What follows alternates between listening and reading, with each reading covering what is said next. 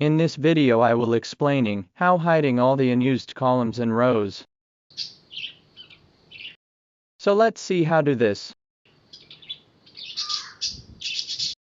On your sheet, find the last used column.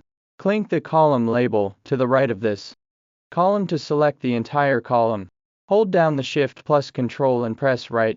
Allow key to select all columns. Next, right-click on the selected columns and choose Hide from the context menu. This will hide all the selected columns. Next, locate the last used row. Then, click the row number to select entire row.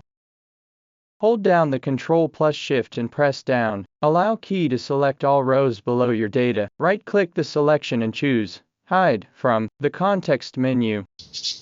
You can see your data is surrounded by a gray area, preventing you from scrolling beyond it.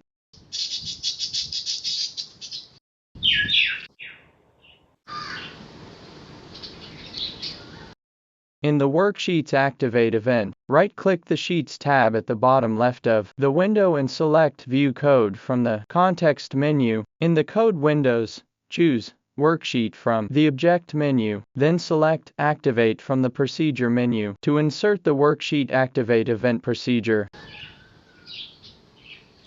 Write the code as shown on the screen. Run the macro. Then close the VB editor. While you won't see a visible indication like the gray mote in the first method,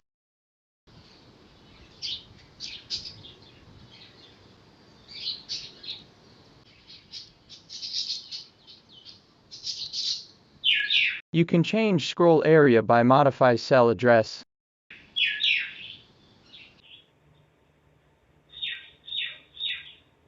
I hope friends you find this video helpful information.